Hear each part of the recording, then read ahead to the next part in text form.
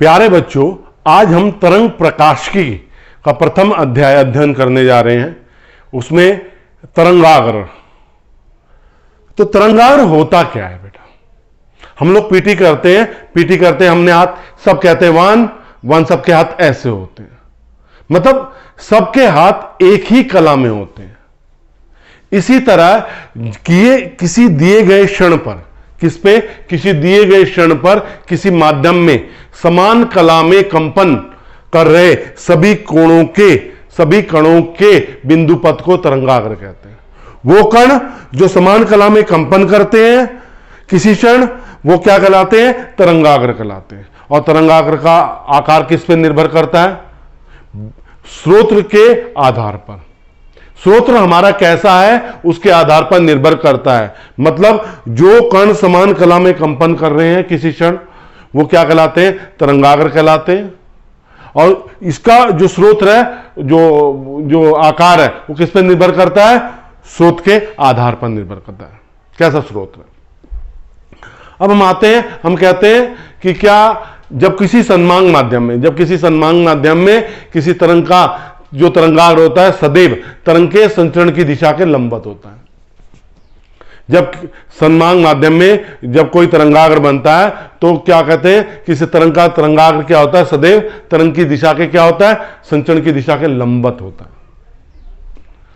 अब तरंगाग्र कितने प्रकार के होते हैं? तरंगाग्र 3 प्रकार के होते हैं। कितने प्रकार के होते हैं तरंगाग्र? 3 प्रकार के। पहला कौन सा होता है? गोलीय तरंगाग्र। गोलीय तरंगाग्र। दूसरा क्या होता है? समतल तरंगाग्र। और तीसरा होता है बेलनाकार। समतल तरंगाग्र। और तीसरा क्या होता है? बेलनाकार तरंगाग्र।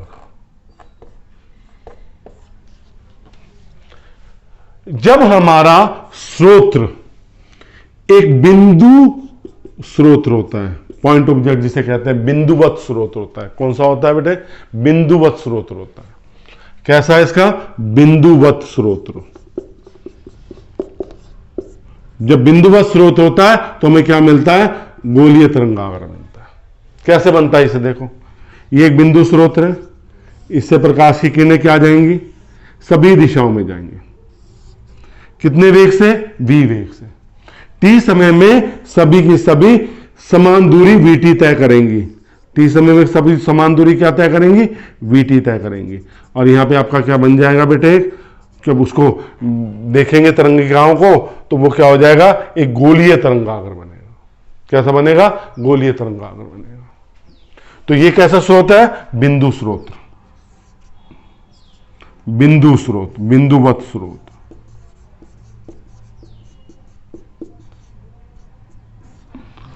जब प्रकाश की किरण कहां से आएगी? बहुत दूरी से आ रही है। जब प्रकाश की किरण क्या आ रही है? बहुत दूरी से आ रही है, तब हमारा कौन सा तरंगाग्र बनेगा? समतल तरंगाग्र बनेगा। कैसा बनेगा?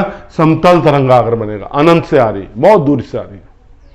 जब प्रकाश की किरण, तो इसका जो स्रोत है, ये इसका बिंदुवत स्रोत है, ये प्रकाश की किरणें कहां से आ रही है? अनंत से।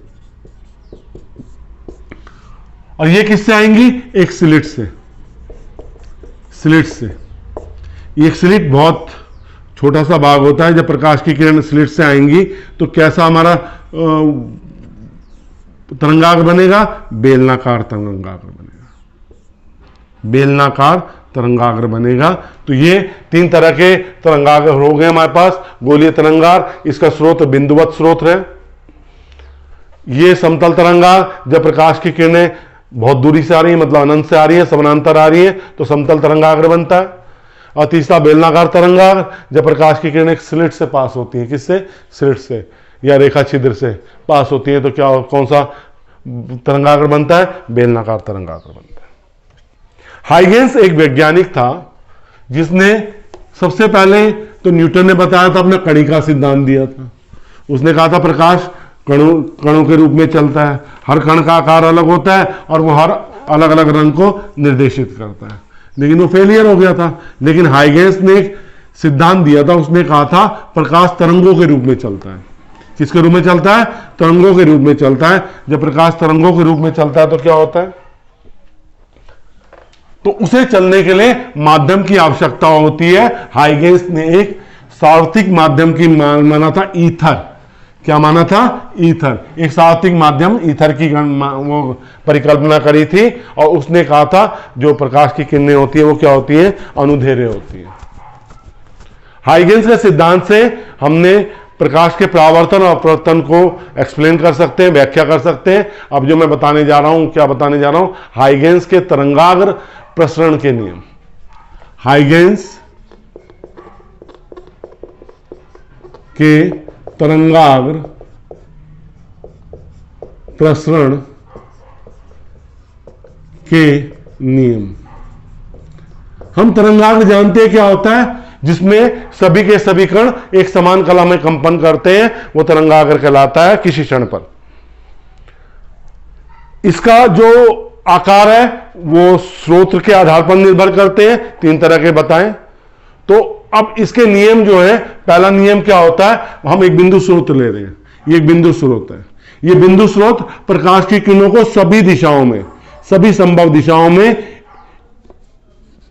एक समान चाल से, एक समान वेग से सभी दिशाओं में क्या करेगा? संचित करेगा। स्रोत को, प्रकाश किरणों को फेंकेगा। तो ये स्रोत है हमारा। ये क्या हमारा? स्रोत। अब ये जब प्रकाश की किरणें किससे टकराएंगी? कणों से टकराएंगी। तो वो कण जो समान कला में कंपन करेंगे, जो कण क्या करेंगे? समान कला में कंपन करेंगे। क्या कहलाएंगे? तरंगाग्र कहलाएंगे। क्या कहलाएंगे? ये तरंगाग्र कहलाएंगे। क्योंकि ये बिंदुवत स्रोत था तो कैसा तरंगाग्र बन गया? गोलीय तरंगाग्र बन गया। तरंगाग्र सदैव तरंग के संचरण की दिशा के लंबवत होते हैं। हमेशा तरंग के संचरण की दिशा के क्या होते हैं? लंबवत होते हैं। देखो, ये एक स्रोत था। अब आगे देखो, ये एक स्रोत है, ये एक स्रोत है, ठीक है।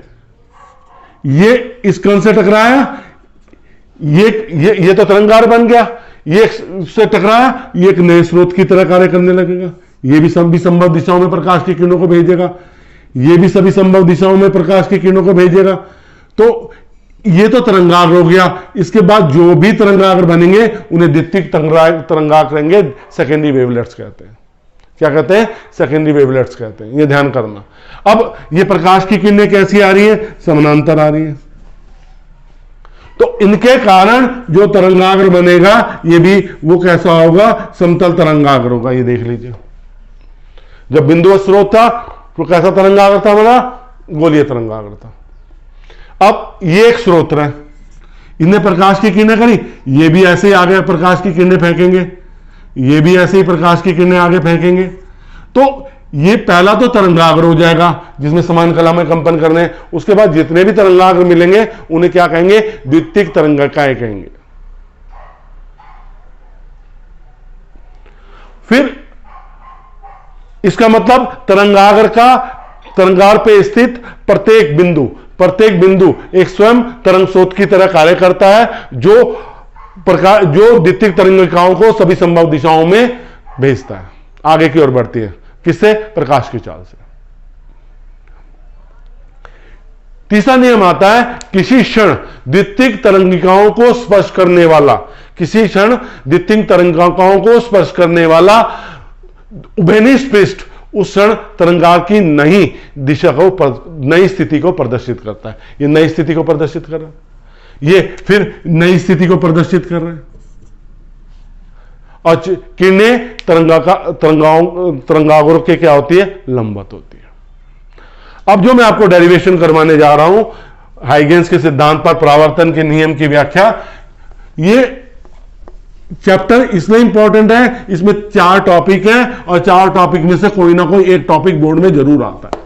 और परावर्तन हम देख रहे हैं कई सालों से बोर्ड में, कभी परावर्तन की व्याख्या आ जाती है, कभी अपवर्तन की व्याख्या आ जाती है। तो ये दोनों टॉपिक मोस्ट इंपॉर्टेंट टॉपिक है। तो हाइगेंस के सिद्धांत पर हम परावर्तन की व्याख्या करने जा रहे हैं। परावर्तन क्या होता है? जब प्रकाश की किरण किसी चमकीली सतह से टकराकर वापस उसी माध्यम में लौट आती है तो उसे क्या कहते हैं? प्रकाश का परावर्तन कहते हैं।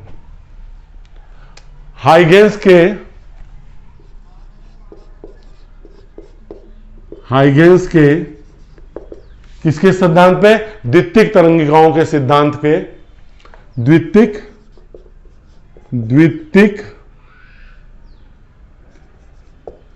तरंगिकाओं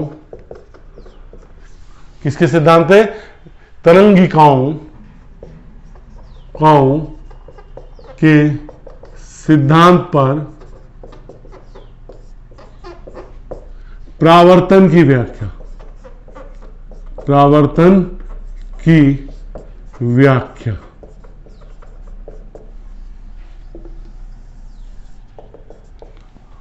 देखो, परावर्तन मैंने समझा दिया। परावर्तन के दो नियम होते हैं, आपतन कोण अपवर्तन कोण के बराबर होता है, दूसरा आपतित किरण, परावर्तित किरण और अभिलंब तीनों एक बिंदु पे मिलते हैं। हमारे पास XY एक परावर्तक पृष्ठ है। XY एक परावर्तक पृष्ठ है।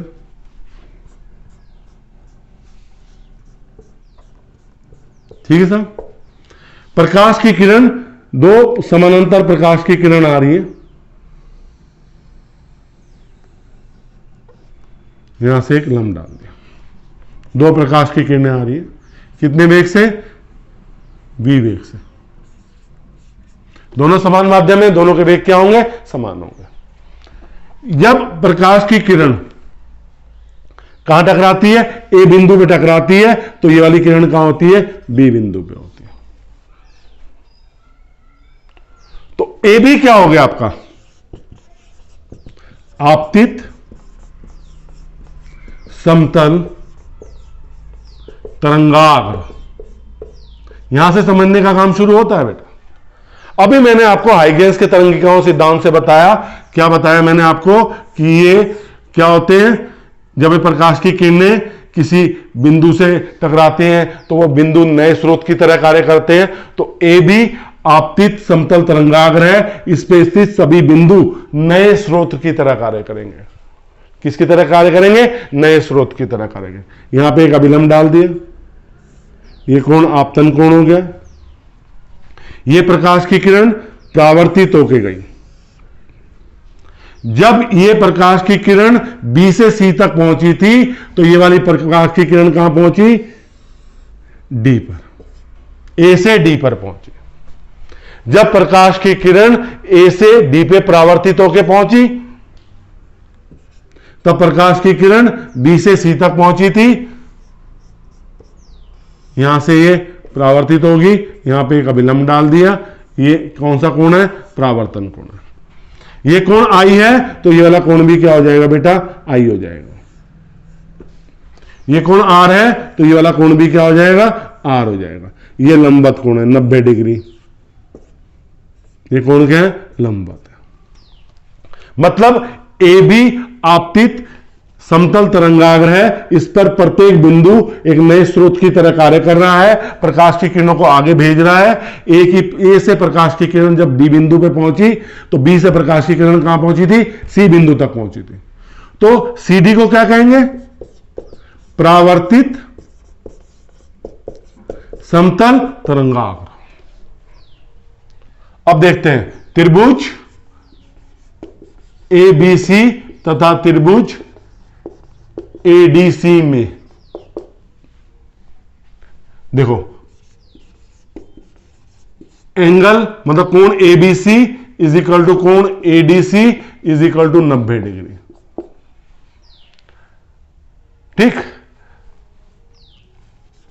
AD is equal to B C is equal to v into t. जितने समय पे प्रकाश की किरण ए से डी तक पहुंची थी उतने ही समय में प्रकाश की किरण बी से सी तक पहुंची थी। तो दोनों ने समान दूरी तय करी। तो दूरी क्या आ गई? समान आ गई। एसी क्या है? उभयनिष्ठ। एसी क्या है आपका? उभयनिष्ठ। तो त्रिभुज कैसा बन गया है? सर्वांग सम। त्रिभुज एबीसी तथा त्रिभुज ADC सर्वांग सम है। तो इसका मतलब क्या हुआ, जब ये सर्वांग सम है तो कोण BAC बराबर हो जाएगा कोण DCA। इसका मतलब कोण I किसके बराबर हो गया, कोण R के बराबर हो गया। यही किसका नियम है, यही परावर्तन का नियम है।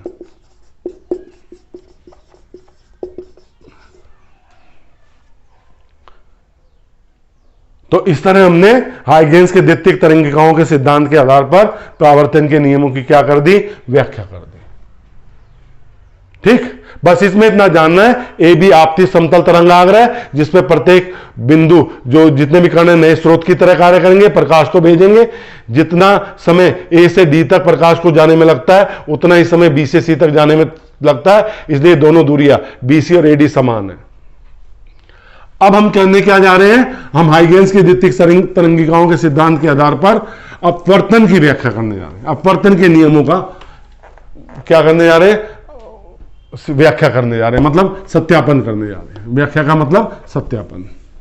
अपवर्तन होता क्या है, जब प्रकाश की किरण एक माध्यम से दूसरे माध्यम में जाती है तो अपने मार्ग से विचलित हो जाती है।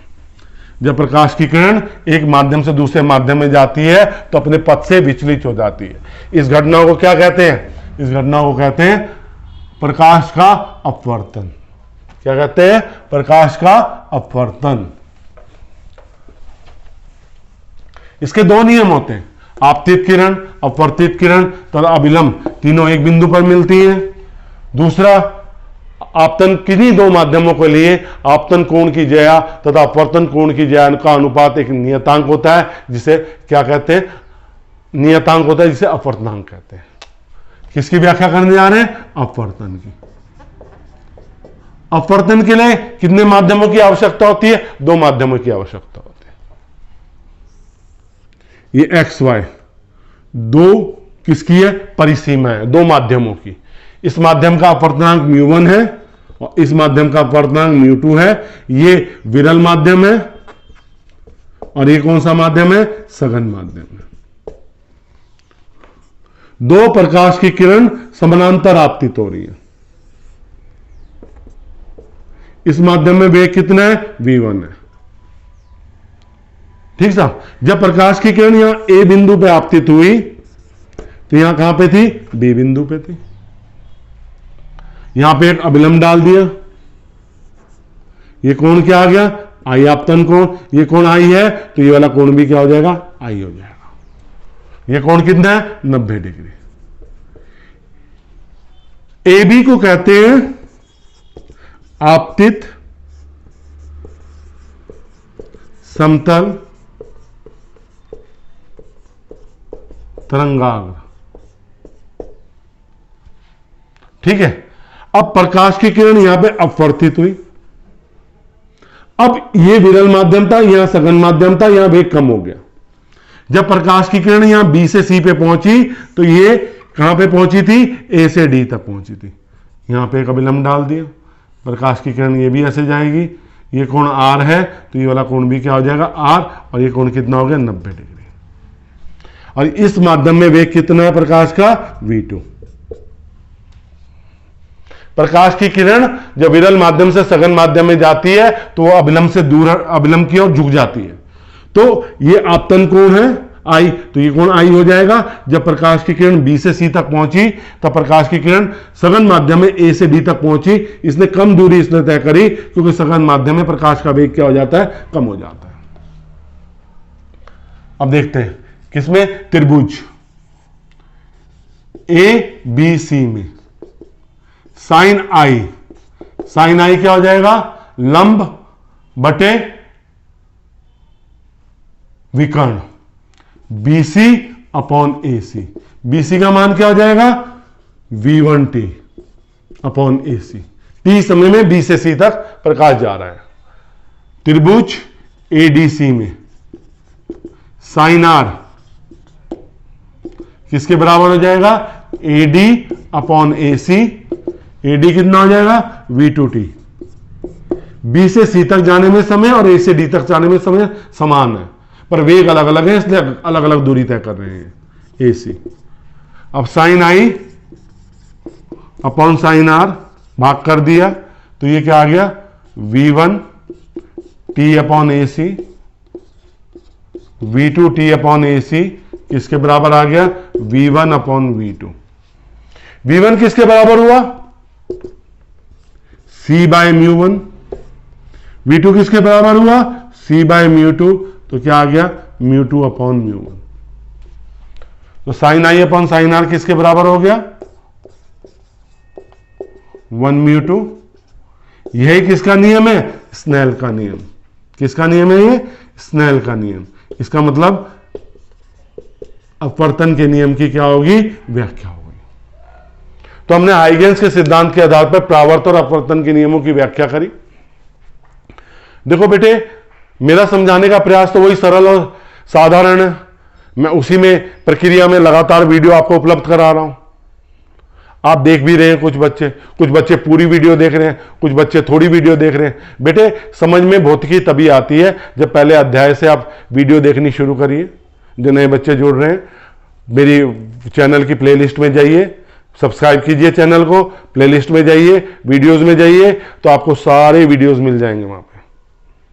तो उन वीडियो में आपको क्या मिलेगा कि किस तरह से विद्युत आवेश, मतलब स्थिर वैद्युतिकी से लेकर अब तक जो हम वेव ऑप्टिक्स शुरू कर रखी है, वेव ऑप्टिक्स तक हमने क्या किया है, अपने सिलेबस को क्या कर दिया है, काफी हद तक मतलब कंप्लीट कर दिया है। और कोई सिलेबस का कोई पार्ट नहीं छोड़ा है मैंने पढ़ाते वक्त। मेरी कोशिश यही है कि सिलेबस को कंप्लीट करके रखूं। तो इस तरह से बेटे, अगर मेरा पढ़ाना आपको समझ में आ रहा है तो वीडियो को लाइक और वीडियो को शेयर करना दूसरों को, और सब्सक्राइब आपने कर रखा है, अगर नहीं सब्सक्राइब कर रखा तो प्लीज सब्सक्राइब जरूर कीजिएगा। धन्यवाद।